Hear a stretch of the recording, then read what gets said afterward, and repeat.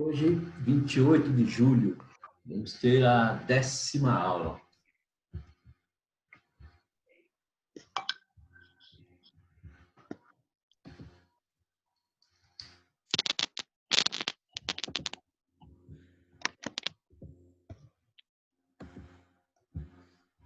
Bom, para quem entrou agora, esse fundo que está aqui é o Sínodo de Dort. Nós vamos falar sobre ele. Nessa 10ª aula, nós vamos retomar um pouquinho da 9ª aula, porque eu vi que causou um pouquinho de desconforto certos assuntos, né? Como foi principalmente as idades dos livros lá, as datas que eles foram escritos, né? Então, primeiro, o curso tem esse propósito de, às vezes, criar algum desconforto mesmo. Porque se nós falássemos aqui, olha, a Bíblia foi escrita por 40 homens num prazo de 1.500 anos, e a Bíblia é a palavra de Deus, isso vocês já sabem, não é? Então, como eu trouxe algo bem diferente, e ficou meio confuso, né? Ficou parecendo que a Bíblia é uma farsa, né? E tem coisas lá que não são legítimas e tal, e a contradizer a fé e tal, certo? Então, esse é um aspecto do estudo. Agora nós vamos trazer alguns contrapontos com relação às primeiras coisas. O que cuida hoje em relação à nossa fé são os chamados apologetas. Esses apologetas... peraí que eu vou desligar os microfones.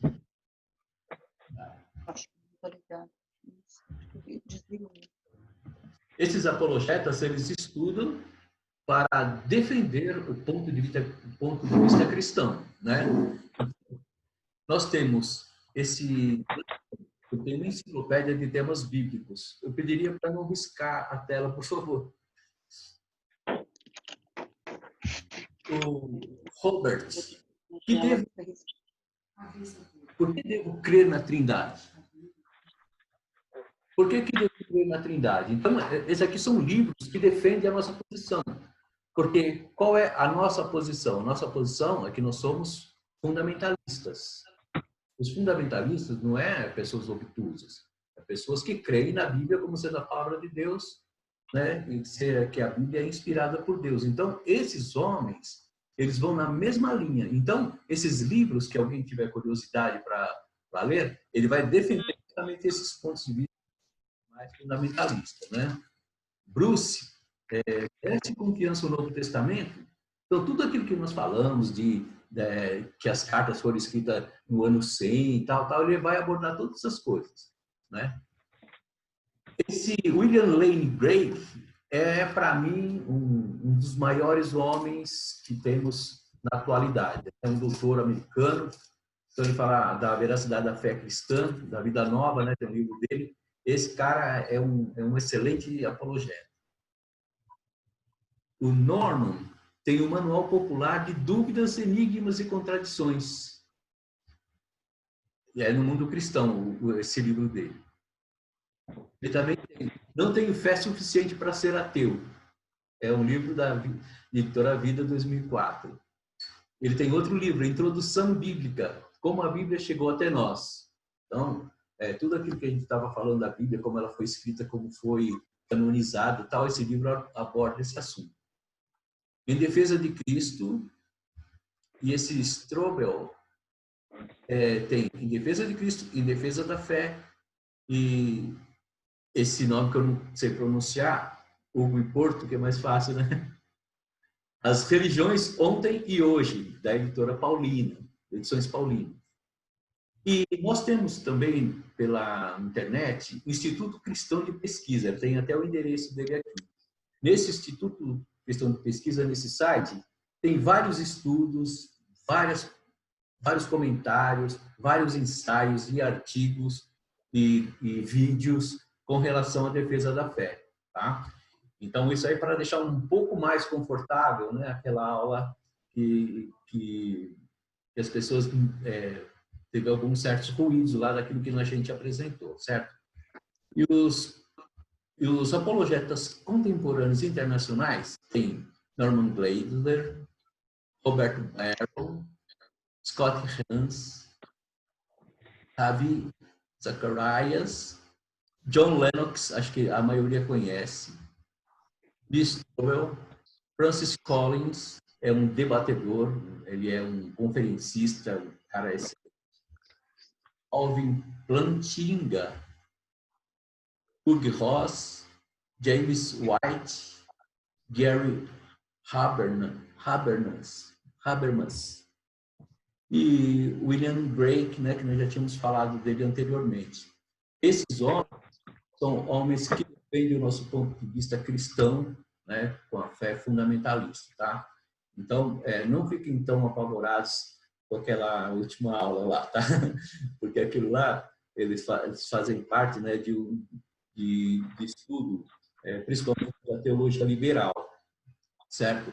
E esses homens, são os homens fundamentalistas. Tem um homem que eu esqueci de colocar aqui, ele chama...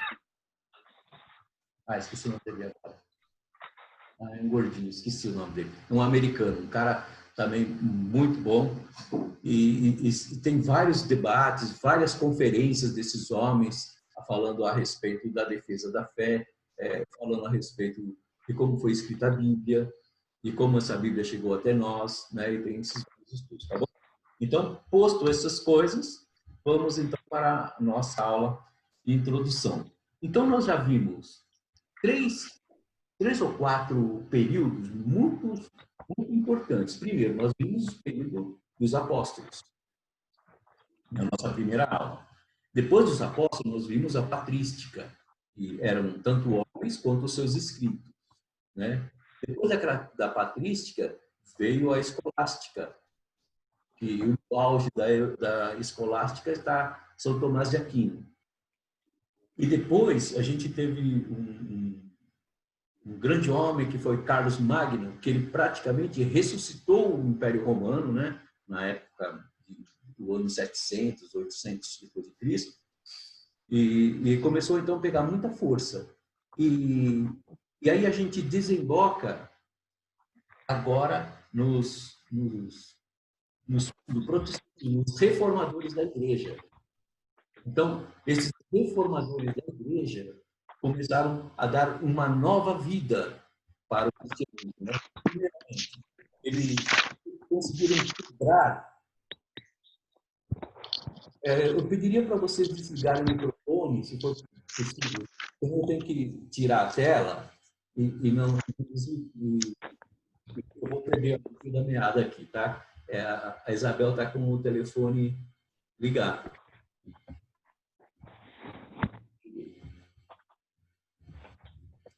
Então, como que eles quebraram aquilo que a Igreja Católica estava criando, né? Que a Igreja Católica, como diz lá no Credo, ela era única, santa e Igreja Apostólica. Agora, com Lutero, ele criou o denominacionismo, que agora existe denominações, não só mais uma igreja, mas várias denominações, né, que começou a nascer com Lutero. Então, Lutero não tinha a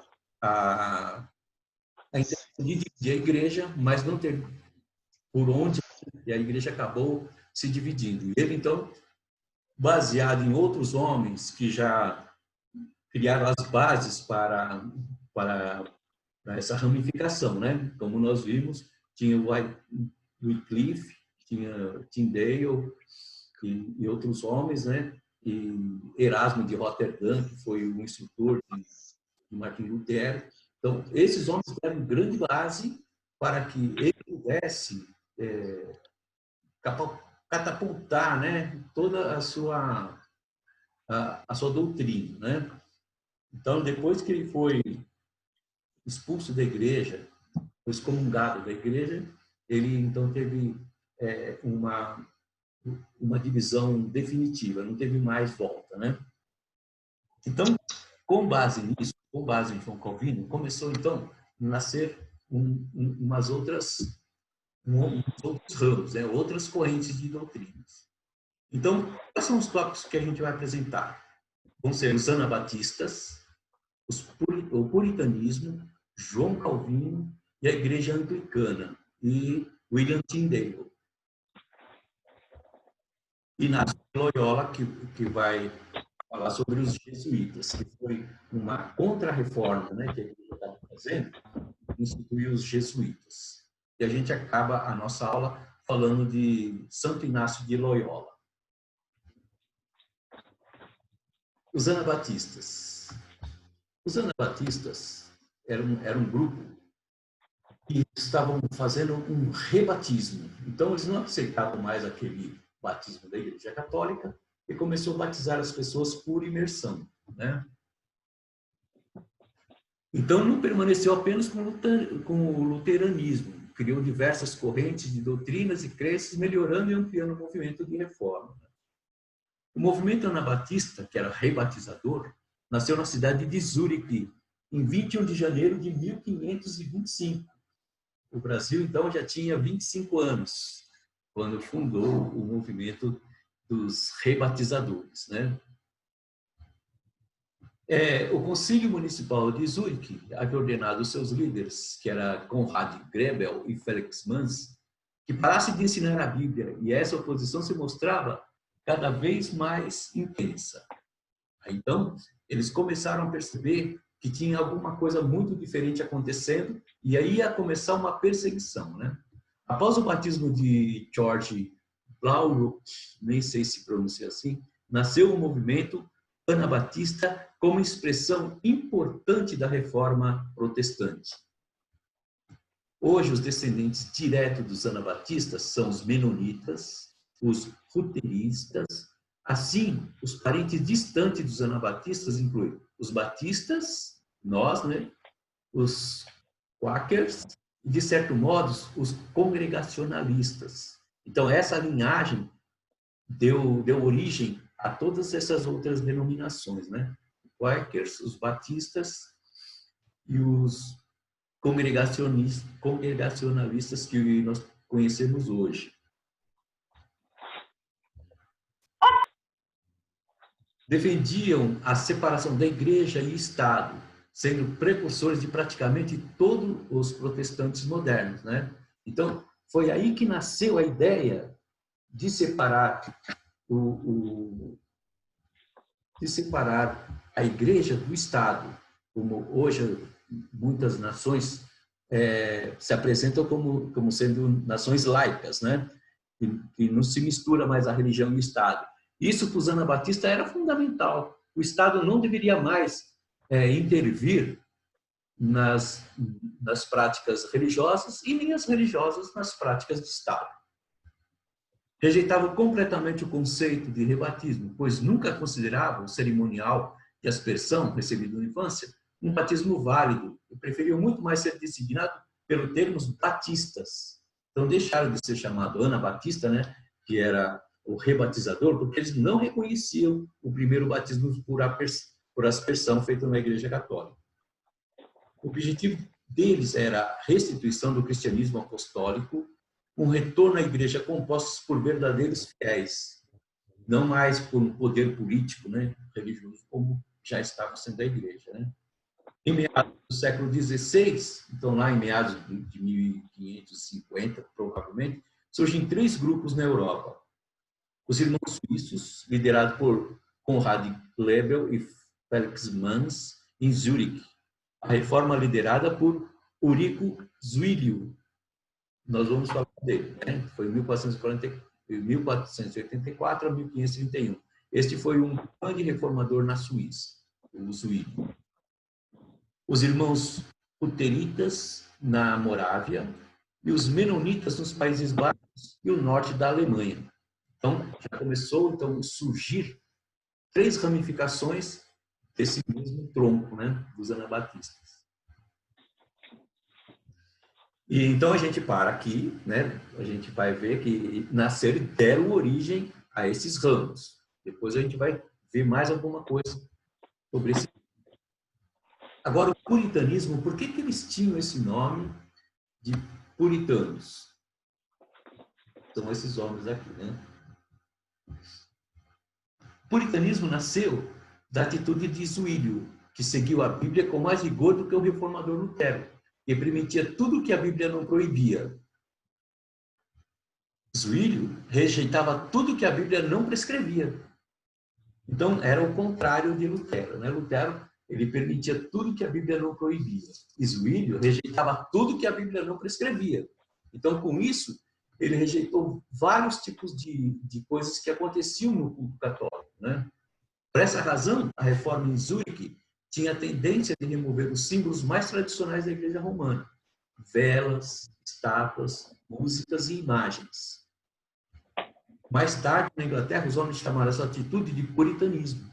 Então, não era porque eles eram aquelas pessoas puritanas nos costumes, eles eram puritanas na fé.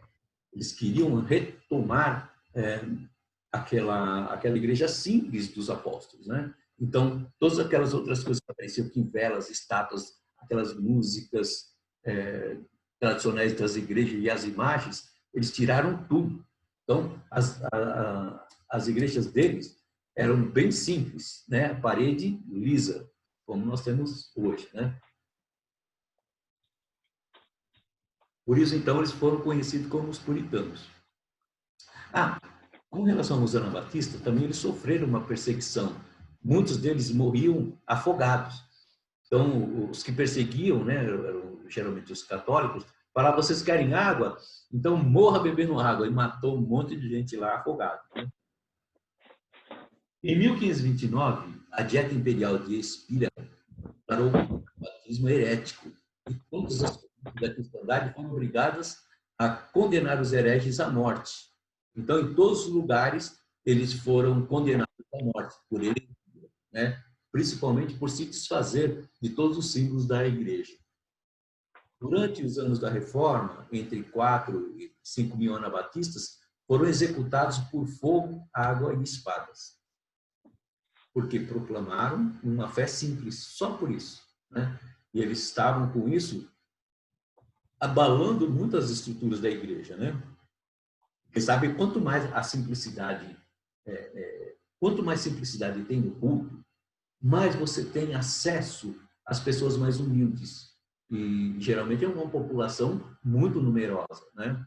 Quanto mais rebuscado você faz as coisas, vocês acabam afastando a simplicidade das pessoas, né? Somente começa a entender o culto quem tem uma certa cultura. E muitos deles, a igreja só falava o latim, então em outras culturas ninguém entendia nada. Então, lá na Alemanha estavam falando o alemão, o próprio culto, né? E em Zurique também já falavam a língua materna, né, deles lá. Então, com isso, começa a abalar as estruturas da igreja. Foi por isso que houve, então, uma perseguição. Nas igrejas anabatistas, todos os membros deveriam ser fiéis, batizados voluntariamente, sob a confissão pessoal de fé em Cristo. Sendo assim, cada fiel era tanto um sacerdote para os seus companheiros, quanto um missionário para os infiéis. Então, essa é a grande simplicidade, né? De a pessoa ser voluntária para o batismo, tinha uma confissão pessoal, ninguém impunha, a pessoa já era, então, convencida pelo Espírito Santo, e ela fazia isso de coração aberto, né? E na casa dela ela já era um sacerdote e já era um missionário para os infiéis, né? Não importa onde eles estivessem, se era em outro país ou vizinho deles, ele já era um missionário. Também foram os pioneiros da insistência entre separação de igreja e Estado, garantindo assim uma liberdade religiosa absoluta, o direito de se juntar a outros de mesma fé em culto sem o apoio ou a perseguição do Estado. Então, o Estado não tinha que apoiar nada, não tinha que dar dinheiro, não tinha que fazer nada, apenas não se meter na fé religiosa, né? Porque já estava muito empunhado, estava muito ligado à fé com o Estado. Era uma coisa só, né? Inclusive, naquela época, os papas já começaram a dar um ar de autoritarismo, de submeter todos os reis ao Papa, porque era o Papa que nomeava os reis, né? Os luteritas, os anabatistas se refugiaram em vários locais na Europa, por causa da perseguição. Ao leste, suas comunidades procuravam mostrar que no reino de Deus a fraternidade vem antes do interesse pessoal. Consolidados sob a liderança de Jacob Rutter, que morreu em 1536, esse grupo tornou-se conhecidos como os luteritas, por causa de Jacó, né? Então, é um grupo que nasceu dos anabatistas, porque os anabatistas foram perseguidos e alguns deles se refugiaram em vários locais e deram origem a várias outras comunidades, né? O quiarismo, em 1532, na cidade de Westfália, a reforma se espalhou rapidamente e muitos guardavam a criação do reino terreno do Senhor em Münster. Os historiadores eclesiásticos denominavam tal visão de quiliasmo, que significa a crença em um reino terreno milenar de Cristo. Então, naquela época, eles acreditavam que Cristo já ia começar a trazer o seu reino na terra e inaugurar, então, esse reino, né? Então, essa comunidade ficou conhecida como quiliasmo. E os menonitas, ao norte da Europa, o movimento ganhou força como pacifistas, incentivados por um sacerdote de nome Meno Simons. Embora não fosse o fundador do movimento, a maioria dos descendentes dos anabatistas é chamada de menonitas. Então, até hoje, temos a igreja dos menonitas, né? Então, vem também dessa linhagem dos anabatistas. Então, veja, um grupo pequeno de homens, como que nasceu?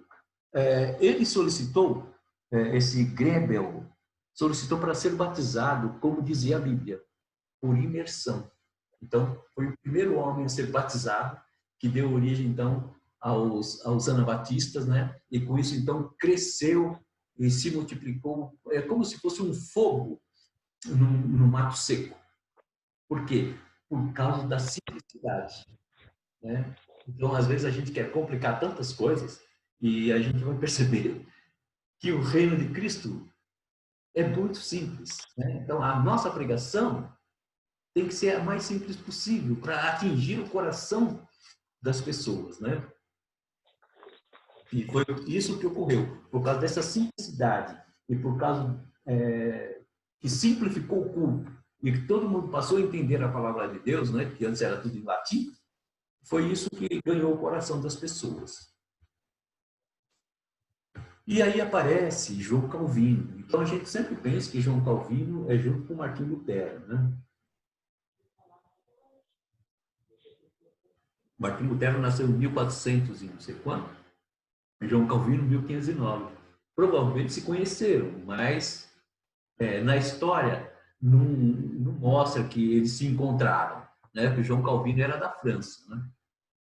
Depois é que ele vai para Genebra. Então João Calvino, esse homem foi uma bênção, né?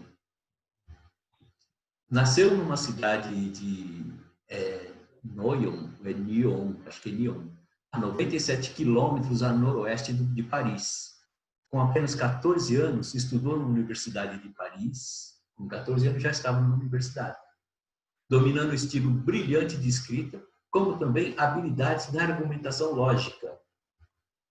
Em 1528, deixa a universidade com diploma de mestre em mãos. Depois dedicou-se ao direito na Universidade de Orleans, Burgos. Ao retornar a Paris, dedicou-se a estudar os clássicos com a intenção de seguir a carreira acadêmica. Após a sua conversão, submeteu sua vontade a Deus e abriu mão de sua carreira como classicista e identificou-se com a causa protestante na França. Influenciado por um reformador, apaixonado, né, Guilherme Farel, a apoiar a causa da reforma de Genebra, na Suíça, sua ajuda foi tamanha que o cristianismo reformado ou calvinista se espalhou e se fixou e incluiu todos os presbiterianos, igrejas reformadas holandesas, alemãs e também muitos batistas e congregacionalistas. Então, veja, enquanto os anabatistas buscavam a simplicidade e alcançou, né, o coração das pessoas, João Calvino já era um homem culto. E ele também alcança o coração das outras pessoas, né? Foi como que as coisas de Deus não tem assim uma regra fixa. Ah, faça assim que vai dar certo, faça assim que vai dar errado.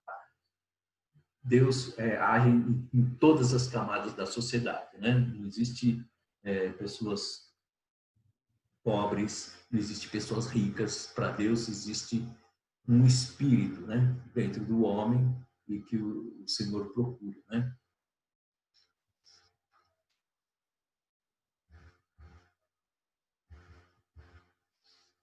Em março de 1536, na cidade da Suíça, ele publicou a primeira edição da sua obra, As Institutas da Religião Cristã. Então, ele tinha uma habilidade organizacional e executiva que era muito desenvolvida. Ele trabalhou também com Zurique. O movimento da reforma começou em Zurique, na Suíça, e ela trouxe rapidamente pelas regiões da Suíça na língua alemã, Berna e seus territórios adjacentes. Passaram para o lado protestante em 1528, a Basileia acompanhou em 1529, né, que era uma cidade. Em pouco tempo, outras cidades se juntaram a esse movimento, né? Então, em 1536, eles escrevem, então, essas institutas da religião cristã. Essa obra foi a exposição mais clara, mais lógica e mais fácil de leitura da doutrina protestante produzida na época da Reforma. Então, apesar de toda a sua cultura, de toda o seu da forma erudita, ele também dominava muito a retórica. Então, ele sabia como as palavras atingiam as pessoas, né? Então, a obra dele não é uma obra rabuscada, né? Rebuscada, mas sim, era uma obra simples, em que todos aqueles que liam acabavam entendendo o que eles estavam querendo dizer, né? O Calvino trabalhou em sua elaboração por quase toda a vida, e 20 anos depois, ele já era uma obra muito maior, né? Calvino via a antiga doutrina da predestinação, ensinada por Paulo, Agostinho e Lutero, como fonte de devoção religiosa, e mais do que um problema para a mente. Ele considerava a eleição divina para a vida eterna e a fonte mais profunda de confiança, unidade e poder moral. Ele acreditava que 3 testes constituíam um bom critério para julgar o que poderia ser salvo. Então, são esses testes que ele julgava que as pessoas poderiam ser salvas. Primeiro, a participação nos 2 sacramentos, batismo e ceia. Então, as pessoas que participavam do batismo e ceia já era indicação de que as pessoas já eram eleitas para a salvação. Segundo, uma vida moral reta. Então, o homem não poderia ser dado aos vícios, principalmente da bebida, né? Não poderia ser um homem que não pagasse as suas dívidas e não podia ser um homem depravado moralmente, né? E uma profissão pública de fé. Então, as pessoas não poderiam se esconder, né, da sua fé. Mas era coisa simples, participação em 2 sacramentos. Então, o protestantismo ficou com 2 sacramentos, enquanto que o catolicismo tinha 7 sacramentos, né? Que nós já vimos em aulas anteriores. Tinha uma vida moral reta e uma profissão de fé. Essas coisas eram adequadas para uma igreja disciplinada na terra. Então, ele sempre batia na tecla da disciplina, né? Então, na disciplina do viver, na disciplina da leitura da Bíblia e principalmente na obediência, né?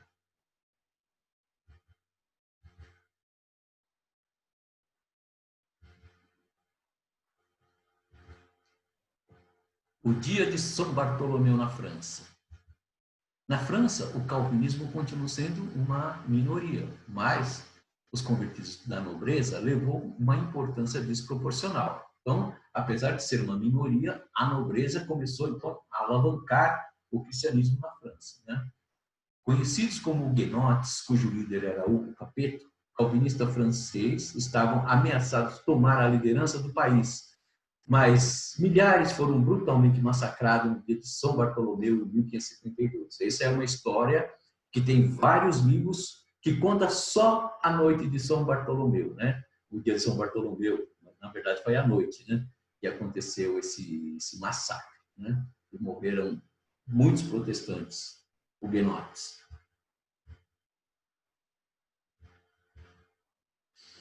Então, uma das doutrinas centrais do calvinismo é a predestinação. Tudo que as pessoas fazem, o que acontece com elas, é predeterminado por Deus. Então, como que ele chegou nessa conclusão? Né? Isso aqui é só um apanhado, né? Isso é sugerido por várias passagens na Bíblia, como, por exemplo, Romanos 8, de 28 a 30. Ele também ensinou a dupla predestinação. Deus determina que algumas pessoas sejam salvas e outras sejam condenadas. Isso pela vontade suprema de Deus, né? Então, esses pontos da salvação, ele vai ter um contraponto com os arminianos, e depois eu vou sugerir um vídeo para vocês assistirem, e que o preletor vai explicar a diferença do calvinismo e o arminianismo melhor, que não cabe aqui porque é muito longo. Após a morte de Calvino, em 1612, os discípulos de Jacob, os armínios, assinaram um pleito que ficou conhecido como os remonstrantes. Apresentaram 5 pontos que gostariam que fossem modificados na doutrina calvinista e ficaram conhecidos como os arminianos. Esses pontos foram julgados e condenados no Sínodo de Dort. Esse aqui é o Sínodo de Dort, está aqui nessa tela, né? E foi um sínodo que demorou, acho que foi 1 ano, eles ficaram discutindo. Então, sempre que falam, são 5 pontos do calvinismo, que a abreviação, né, o acróstico desses 5 pontos da TULIP, que é ficar a tulipa calvinista, né? Mas, na verdade, não foram 5 pontos do calvinismo, foram 5 pontos dos arminianos, né? Eles que levantaram esses pontos. E eram pontos da soteriologia, como as pessoas deveriam ser salvas, né? E esse vídeo aqui, ó, que está aqui embaixo, é do Dr. Augustus Nicodemos. Ele é um presbiteriano calvinista, então é lógico que ele vai explicar a diferença do calvinismo e do arminianismo, puxando a sardinha para o lado dele, né, que ele é calvinista, né?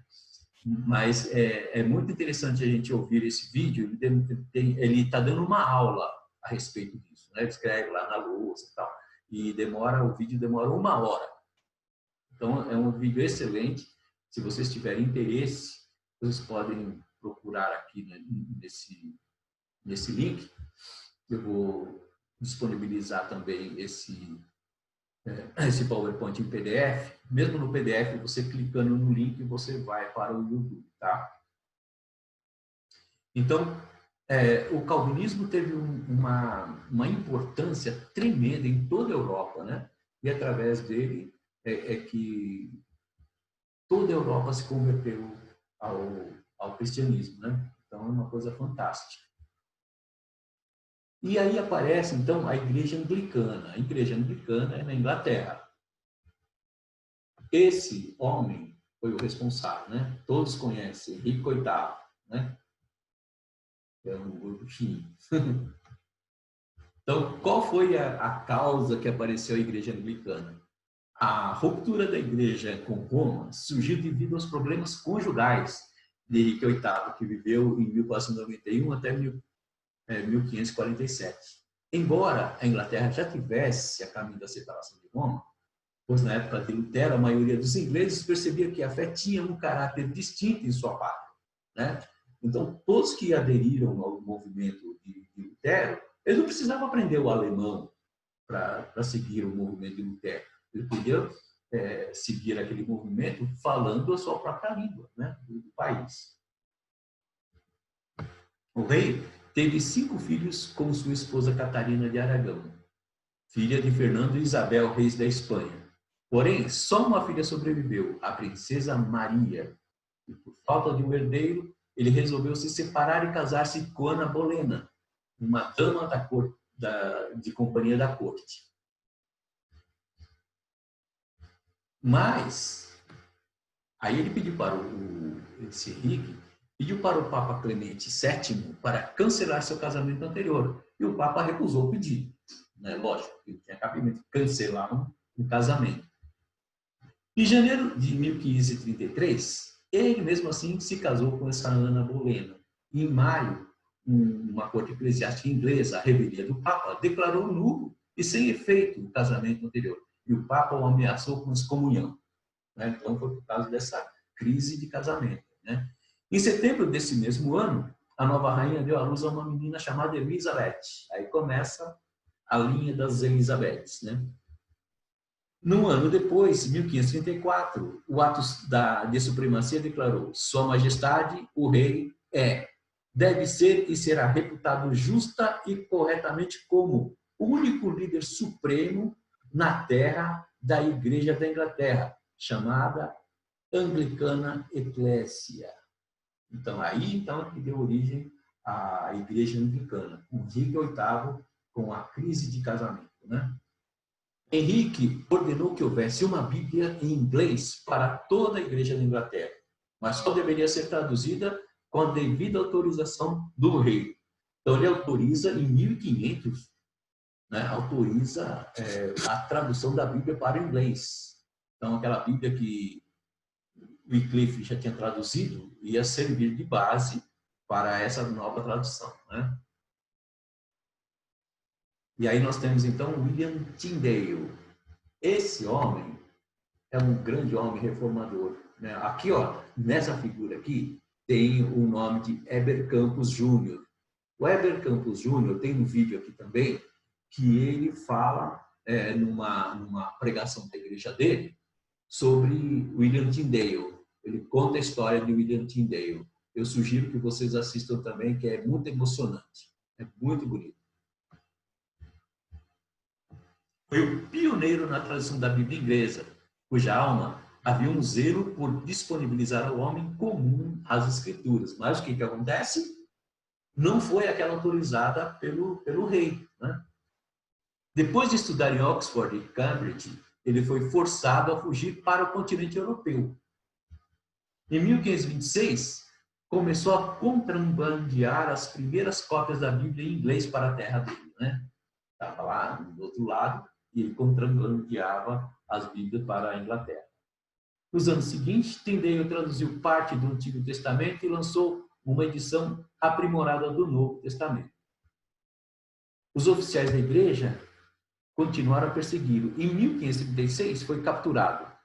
Após 16 meses preso, ele enfrentou a morte na estaca. Sua oração final foi: Senhor, abra os olhos do rei da Inglaterra. Né? Ele estava cometendo uma grande injustiça, mas ele morreu queimado. Né? Então, esse daqui, ó, é o link do Heber Campos, tá? Ele vai explicar a vida, né, mais pormenor sobre Tyndale. Durante o reinado de Maria, a rainha católica, filha de Henrique, os protestantes ingleses fugiram para Genebra. E lá, juntamente com Miles Coverdale, que havia traduzido a Bíblia, que havia traduzido comeu aqui, que havia traduzido a Bíblia. Deixa eu ver se eu acho ele aqui. Que havia traduzido a primeira Bíblia completa para inglês, criaram a Bíblia de Genebra. Está aqui.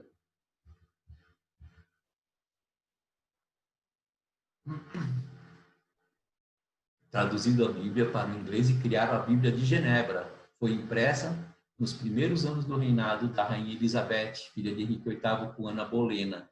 Então, a Bíblia de Genebra, que hoje a gente conhece, foi traduzido por William Tyndale, né? Em 1611, houve uma versão da Bíblia King James, com ampla circulação em inglês, que substituiu a Bíblia de Genebra. Essa versão foi levada pelos puritanos aos Estados Unidos, que os Estados Unidos até hoje usa a Bíblia King James, né? Então, essas Bíblias famosas, Genebra, King James e a Bíblia anglicana, nasceram nesse movimento aí da Reforma Protestante, né? No início da Reforma.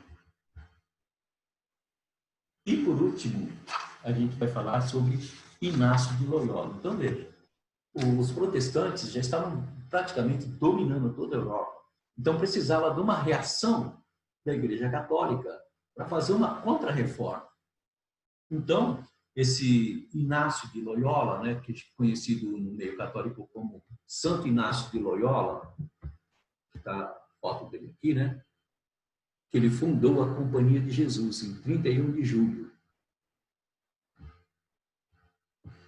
Em 1540, o Papa Paulo III, que viveu em 1534 até 1549, aprovou a Companhia de Jesus, eram os jesuítas, fundado por Inácio de Loyola, um espanhol.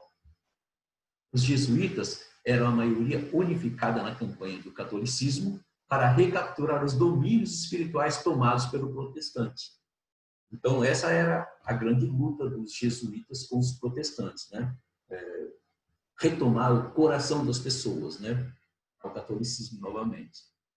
O catolicismo reverteu a maré do protestantismo até que, no final do século XVI, limitou esse movimento aproximadamente ao terço setentrional da Europa, como se encontra até o presente momento. Então, veja a importância dos jesuítas. Eles barraram a reforma protestante praticamente na Europa, né? Tanto é que Portugal e Espanha não conseguiu essa penetração da reforma protestante graças aos jesuítas, né? E aqui no Brasil, quando eles vieram para o Brasil, o padre Anchieta era um jesuíta, né? Então eles vão ter também grande influência também aqui na América do Sul. Esse movimento ficou conhecido na história como a Contra-Reforma Católica.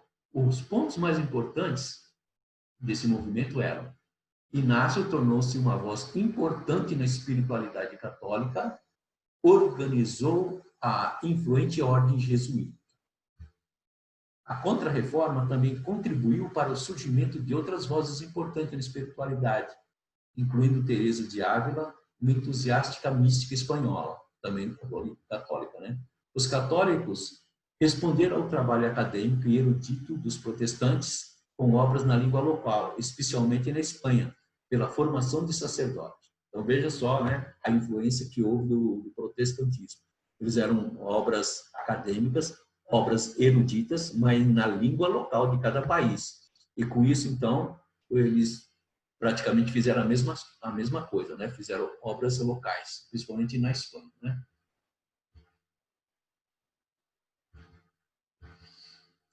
Outra coisa, o Concílio de Trento ofereceu uma articulação de doutrinas em reação ao ensino protestante.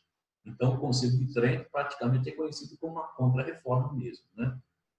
A Igreja Católica iniciou uma expansão missionária mundial. A Inquisição, uma adaptação de um antigo formato jurídico romano, foi uma estratégia eficaz, embora cruel, para detectar e reprimir as heresias. Então, quando alguém era denunciado por heresias, então ele caía nas mãos da Inquisição. A Inquisição, não era que o cara caiu nas mãos da Inquisição e já estava morto. Não era assim, né? Eles procuravam evidências. Se o cara tivesse alguma evidência da sua heresia, ele era torturado para confessar. E essa tortura era tortura terrível mesmo, né? Existiam cadeiras de madeiras com pontas de madeiras, né? Só pontas de madeiras, e a pessoa sentava lá sem roupa e todas aquelas pontas enfiavam em toda a sua carne, né? Alguns eles esticavam eles numa roda, né? E esticando eles, né? Até eles morrerem praticamente. Outros eles tiravam a roupa das pessoas, deixavam ela de cabeça para baixo assim, né, com as pernas, e com o serrote serrava no meio, né? Então eram torturas terríveis mesmo, né? Então, e para as bruxas existiu um livro somente para descobrir se a pessoa, se a mulher era bruxa ou não, né? É o Martelo das Bruxas, que chamava o livro, né? Então, esse tipo de tortura, de perseguição, tal, foi muito cruel, né? Foi muito cruel. E existem vários livros de história contando a respeito disso, né? Foi um grupo muito empenhado em reverter a reforma protestante no mundo inteiro. Seus missionários eram valentes, capazes e bem treinados, né? Então, eles não eram pessoas que não tivessem assim, uma dedicação, né? Eles eram bem dedicados, porque eles estavam perdendo terreno para os protestantes, né? Então, com isso, a gente então termina essa aula dessa ramificação dos protestantes, que começou então com Martinho Lutero. Antes de Martinho Lutero tinha o Wycliffe, né? Deixa eu ver aqui quem eram os outros dois. Tinham duas pessoas. John Wycliffe e John Hus. Depois veio Martin Lutero. Então, com Martin Lutero é que começou então essas ramificações, principalmente com Zwinglio, na Suíça, e depois João Calvino. João Calvino é que foi assim a alavanca, né, principal, que toda a Europa praticamente era calvinista, né? E esse calvinismo atingiu até mesmo aqui os Estados Unidos, né, na época da colonização. E mais tarde nós vamos ver dois personagens muito famosos, né? Que é o Wesley e o seu amigo. Um era calvinista e o Wesley era arminiano, né? E, então eles tiveram muita influência no mundo inteiro. Então até hoje, então as igrejas reformadas que a gente conhece hoje, como é a presbiteriana, algumas batistas, algumas congregacionalistas, são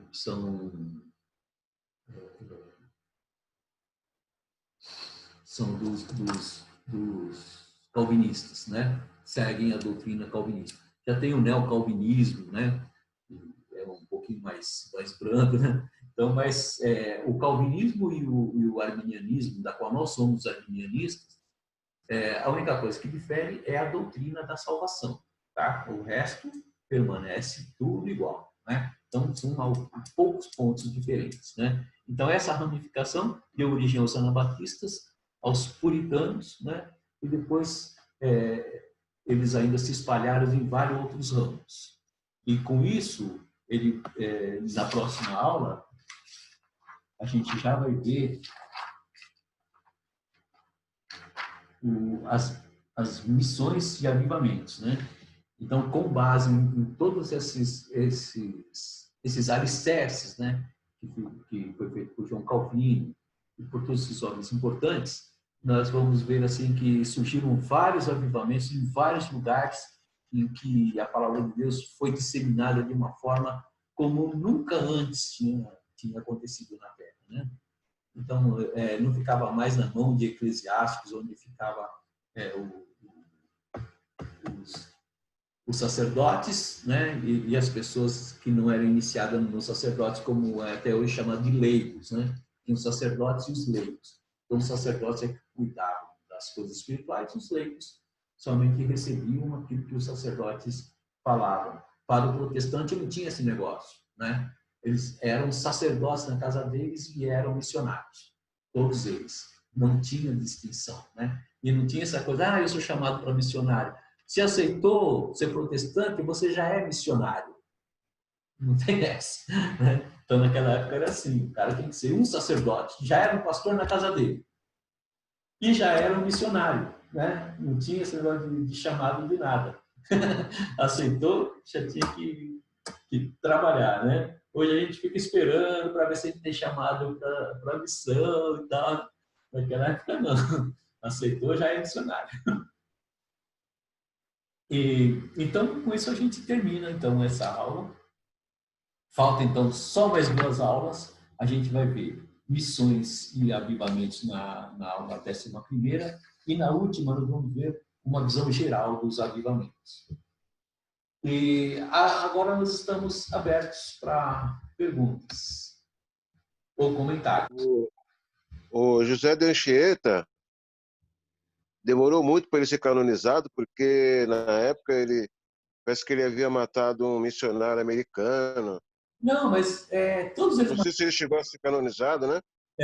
José de Anchieta e os outros padres lá, Manuel da Nóbrega e tal, eles mataram vários índios, mataram muita gente, né? Como a história conta, né? A história mais moderna, né? Não é aquela história antiga que era tudo meio romântico e tal, né? Então, eles contavam todas essas histórias e eles mataram várias pessoas. Os protestantes também mataram. Os protestantes incendiaram as bruxas também, lá na Europa, né? Então, era o costume da época, né? Então, a gente tem que localizar todos os eventos na época em que eles aconteceram, né? Então, os protestantes não foram bonzinhos também, né? Perseguiram também os católicos, perseguiram outras pessoas, as pessoas que não eram heréticos, por exemplo, esses arminianos, né? Que não eram mais os jacobos, armínios, que teve esse concílio de Dort. Depois que eles foram condenados pelo concílio, eles foram extraditados da Holanda. Ficaram 6 anos fora da Holanda, como uma punição, né? Porque os pontos dele não foram acatados, né? Então eles tinham essas coisas mesmo, né? Então eles eram violentos de ambas as partes, né? Certamente que depois os jesuítas eram muito mais, né? Porque eles tinham uma metodologia da Inquisição, né? Mas dos dois lados sempre teve perseguições, né? Pedro, mas não vai longe. Na Irlanda, até hoje, protestantes Não, e então a católicos... Irlanda não é religioso. Já acabou, tal, mas é político, né? Mas com a bandeira... O lado católico tinha uma visão política e o lado protestante era política. Então a briga deles era política, não era religiosa. E se matam até hoje. E a gente mata também, né? Pastor Pedro, Oi. é interessante também frisar, achei interessante seu comentário sobre o passado, né, que as pessoas que se convertiam, elas já tinham um chamado e já tinha até um cargo, né? Você mencionou que pudesse ser um cargo. E hoje a gente tem a dificuldade do irmão entender qual que é o chamado dele, o que ele tem que fazer. Precisa de tempo para decidir para batizar, então o negócio é bem diferente. Mas só Então, uma curiosidade, que quando... Oi? Parece sim, Rubens, que o primeiro chamado da pessoa que chega na igreja é SS, sentado e satisfeito. É verdade. Agora tem o 3S também, salvo, sentado e satisfeito, que o pastor Daniel criou, né? Salvo, sentado e satisfeito. Não, hoje é pior. As pessoas estão sentadas e insatisfeitas e criticando. Tem mais essa. É verdade. Porque hoje não tem o chamado da estaca, viu, Kiko? O chamado da estaca botava todo mundo no eixo, né? Aí, nem que sabia que ia para a estaca, tinha outra postura. Mas interessante que quando o Calvino ele lança o livro dele, ele lança, na verdade, em latim, né, em 536, a primeira versão, depois 559 ele tem uma revisão mais completa. E eu tinha uma curiosidade, logicamente que eu não vou ler latim como você leu aquela última vez, dando um show aí, né? O título do livro dele tinha pelo menos umas 4 linhas, né? Na verdade, não era um título, era uma explicação do que era o livro. E como você colocou muito bem, apesar dele ser uma pessoa extremamente culta, no título do livro dele ele dizia que era um material, que era uma obra seleta, né, à altura de todos os estudiosos da vida piedosa, que eles pudessem entender e falar sobre aquilo. É verdade. Então, na verdade, ele escreve de uma maneira, sendo um intelectual de alto estipe, né, de alto quilate, ele escreve de uma forma em que todo mundo pudesse interagir e conhecer aquela parte da doutrina cristã, que apesar de ter interferência deles, é lógico, cada um deu a sua, né, sua contribuiçãozinha, foi extremamente significativo. Agora, um ponto que eu queria comentar, Pedro, que eu acho interessante trazer para reflexão, né? Quando eu participo de uma aula, eu não carrego o título de pastor, eu carrego o título de aluno, de aprendiz. Aí a gente procura ouvir de tudo e selecionar aquilo que a gente ouve, porque a gente sabe que a fonte é confiável, mas a gente tem que examinar todas as coisas e reter o que é bom. Uma das primeiras coisas que um aluno de teologia estuda é que a Bíblia responde à Bíblia, né? Você já deve ter visto isso várias vezes. Isso aí é uma questão de Lutero, né? Sim. A Bíblia... É um princípio para que você... Pode falar, por favor. Desculpa. Não, então, isso aí é um princípio já estabelecido por Lutero, né, de hermenêutica, né? De que a Bíblia responde pela Bíblia, né?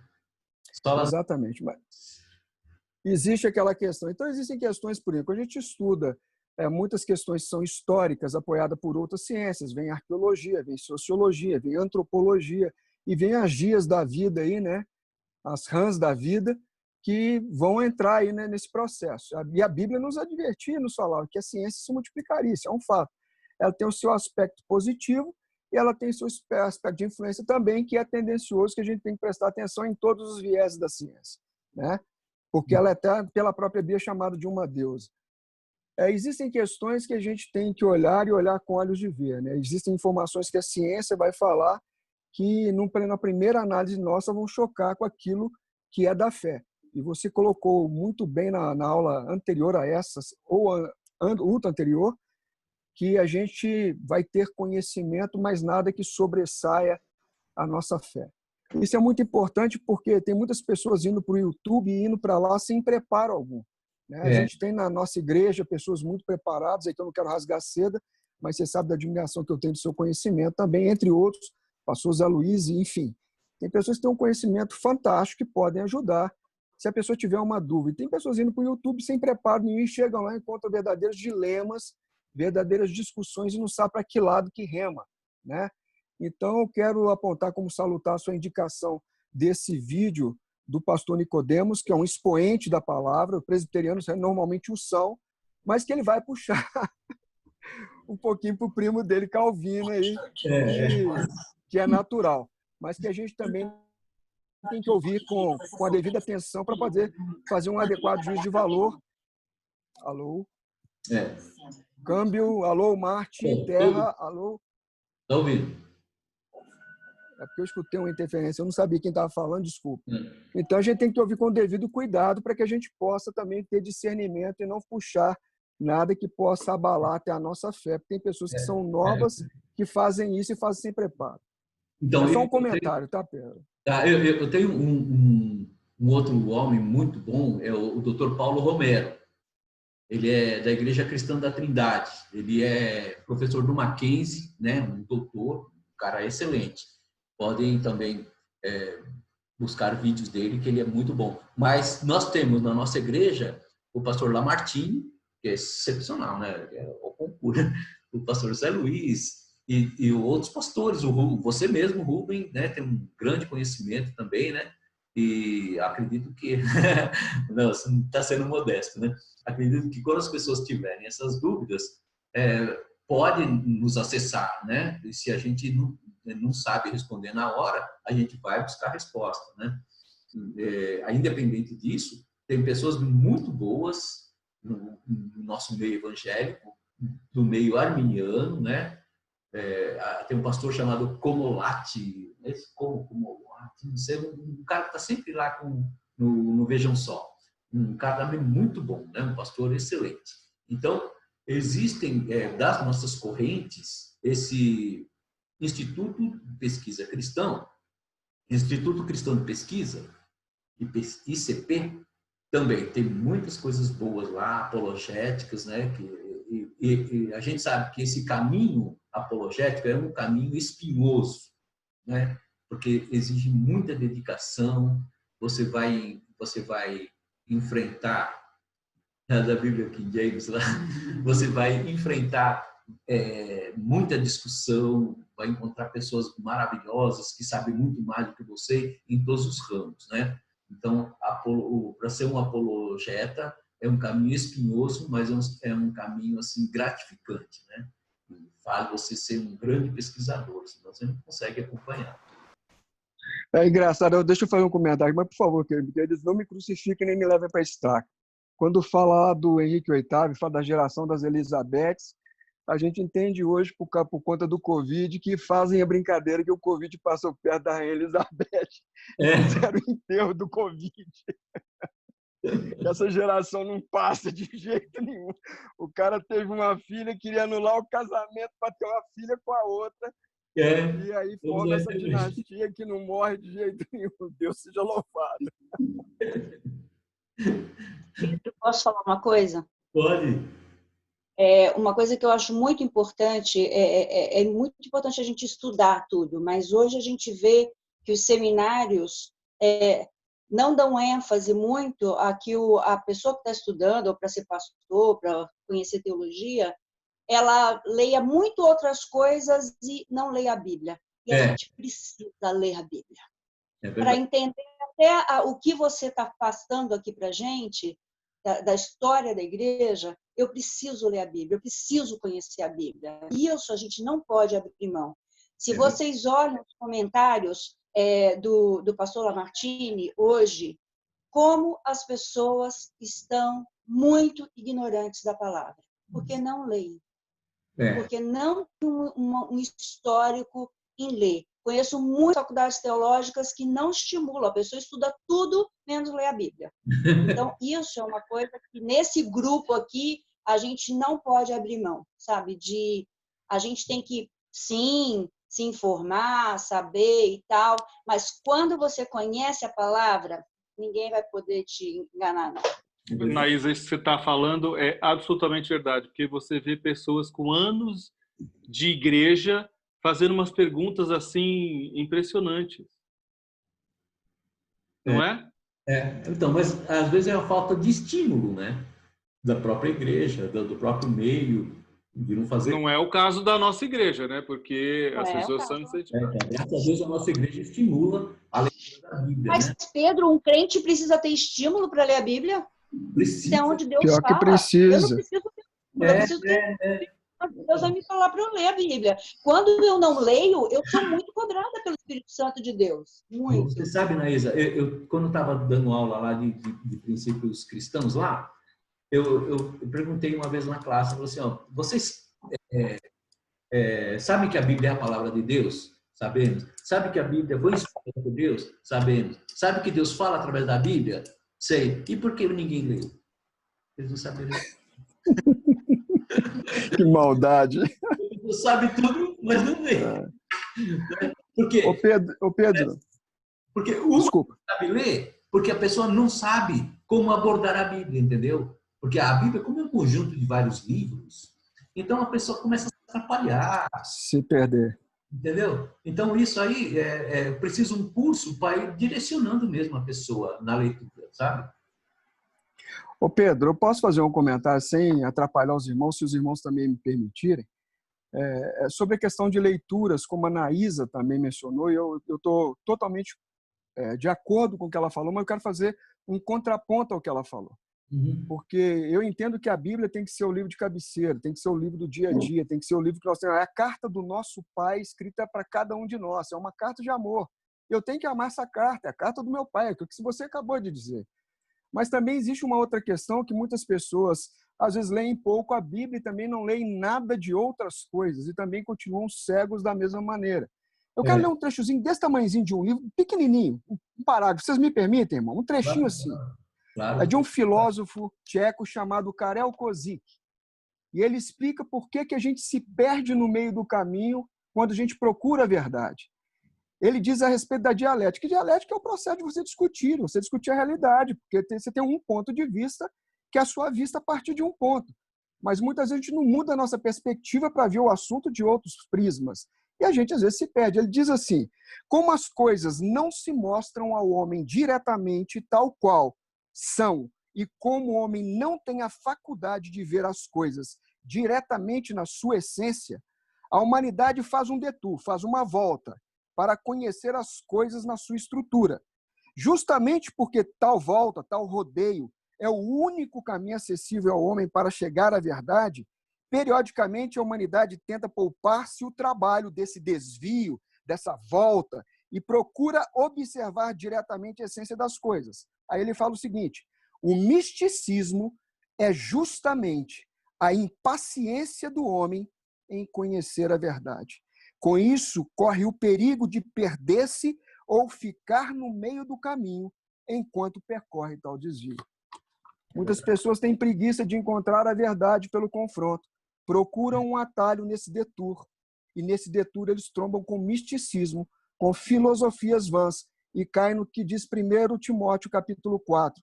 Vão ser enganados por doutrinas de demônios e vão procurar doutores que falem aquilo que eles querem ouvir, porque já tem comichão nos ouvidos. Karel Kozik é tcheco. Não quer dizer que ele é um cristão, possivelmente ateu, é filósofo, e está dizendo isso para nós que somos crentes. É verdade. É isso mesmo, pessoal. Então, ó, eu sou muito grato da gente ter 30 pessoas, porque eu pensei que depois da nona aula ia cair com 5 ou 6. Então, ainda eu fico feliz de ter bastante gente aqui com a gente. E não percam a esperança aí, porque só faltam 2 aulas, né? Aí a gente já encerra o curso. Tá bom? Eu sou muito grato. Acho melhor você fazer a 13ª e a 14ª de tira dúvidas. Isso. Eu sou muito grato pela presença de vocês. Eu gostaria de orar para a gente encerrar.